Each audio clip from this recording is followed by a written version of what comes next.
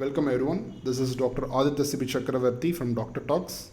Today we will be discussing about how to solve multiple choice questions in the examination smartly. So one of the key things which differentiates a topper from someone who scores a rank 200 or 100 is that the topper's ability to solve MCQ. I reiterate the fact that the rank 1 or rank 100, they would have prepared the same content with the same amount of hours will be put in. What differs this topper from the other guy is that his ability to solve MCQs. So how do they solve MCQ better? It is because they know a simple fact, a fact that they don't know all the options. What I'm trying to say is that toppers know the fact that they will be encountering questions to which they don't know the options immediately. It is not that a topper reads the question, knows the answer, chooses the answer and goes to the next question. That is not the truth. He also reads the question, he also thinks the options, he have the ability to rule out options. He knows for a fact that the MCQ has got one right option which is sitting right there, and he just has to take that right option and rule out 3 wrong options. It is the option which is most right among the 4 options that has to be the correct answer. So he knows for a fact that choosing the most right option, what I mean most right is that there can be 2 or 3 options which may sound like being right, but one option will be definitely the clinching option. That you should be able to pick it up. So that is choosing the most right option is the key or hidden secret that a topper has and which the other fellows don't have. The second thing is that the topper will have a good guessing ability. By guessing ability is that he would have practiced lots of MCQs. He would know how to encounter, suddenly when out of the box a question comes, he would know how to use his logic or know the common facts. Knowing the common facts and able to solve these MCQs. He know where to find the the hidden clues in the questions and choosing the right options. And the other thing you should know is that you should not think only from the question perspective. So you read a question, if you know the answer, you will choose the right option. When you don't know the answer, and we all start to panic. The thing is that you should not only think from the question's point of view, you should also think from the options point of view, or any intricate items that can be present within the options, you should be able to pick it up. I had one question in my examination about the trials. There were only 4 options. There were 4 trials. I had no idea what the trial was.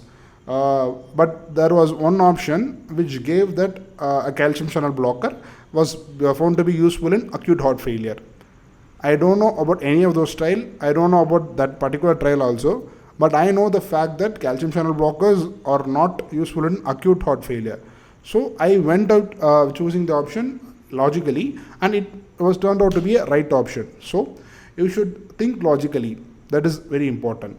You should also think which option, you have to think from an option point of view. So if say you have Behçet's disease as an option, think of that scenario. Read the question. Think if this scenario meets the definition of Behçet's disease from the option. Think of option as your question and think of that question as your answer. Like which option best settles with the question. You should think from different angles. This way you will develop a lot of cross links and you will try to answer well. The other mistake a few people make is that not being brave enough. See, this is a MCQ examination. You will have to answer, correct answer gives you 4 positive marks and a wrong answer is going to lose you 1 mark. So mathematically, the person who attempts more number of questions will have a higher edge over those who are attempting like a little cautiously. I think I personally made this mistake while attempting few examination is not going brave enough. So these examination, most of the toppers would have attended from 95% to 99%.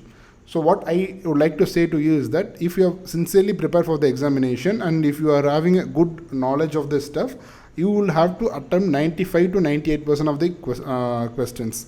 Then only with that you will have a higher chance of getting a good rank.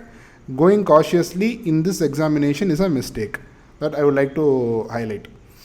Other thing you will have to do is that you should not make silly mistake. I think this is a basic one, but every one of us will try to make one or two such mistakes.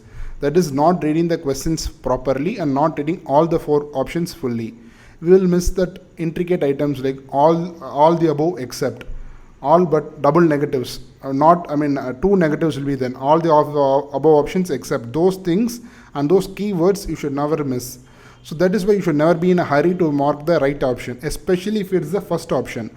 So choosing an option A, make sure you read all the option B, C and D before going on to choose the option A. That is another thing. And also, whenever we enter into an examination, the first 10 minutes we will be in a panic mode. Our cortisol levels will be very high, will be very stressful.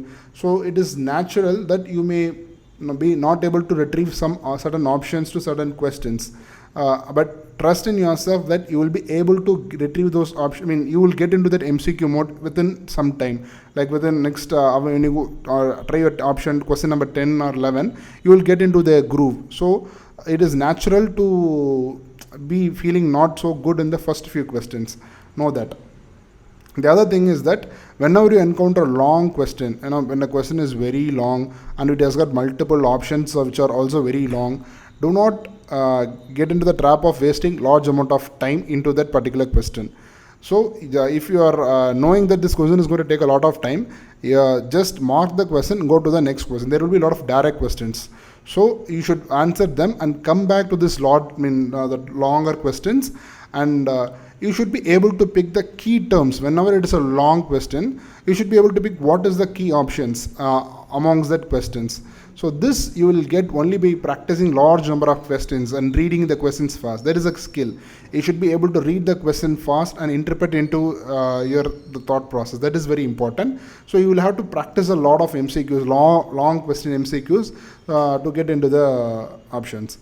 And other common mistake that we all tend to make in a NEET examination is overthinking.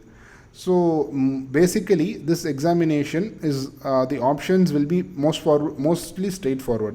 We need not think very intricately, very hardly, very out of the box to get the correct option, because most of the questions will have a straightforward options. So don't overthink, and mostly the option which has the correct answer, the common one would be most likely to be the answer. So that is the catch. And also you should know that when a question has got two opposite options, two opposite term options as the answers, they are most likely to be the right one. Either of the two should be the right one. So that way you can rule out the other two options and you can take an intelligent guess between those two. That is another trick. So what I would like to conclude is that this MCQ option, MCQ solving is a skill. It is a skill which can be learned by solving large number of MCQs. As I had said in my previous videos, solving MCQs before examination is very important, because you will know where our weak areas are by solving the MCQs, and you will know where to focus and what thought process went wrong. That correction can be made, and that your weak area, the mistakes you make, can be made into a separate note and can be prepared. So whenever you make mistakes while preparing, I think that is a boon. Think of it as a learning opportunity. So make more mistakes and know where you are weak and strengthen those things while you are preparing. So finally, if you want to know how to read Harrison smartly, you can watch my other video in my channel. I will give the link below. You can watch that video because the recent pattern is Harrison based. And we will have to know how to read Harrison. If you are a second year or third year, if you are preparing Harrison fully, you should know how to read Harrison. So you can watch the other video to know how to approach Harrison. And if you like this video, I would like to subscribe to my channel, share this video with all your friends and who are preparing for the examinations, and subscribe to the channel and like the video. Thank you.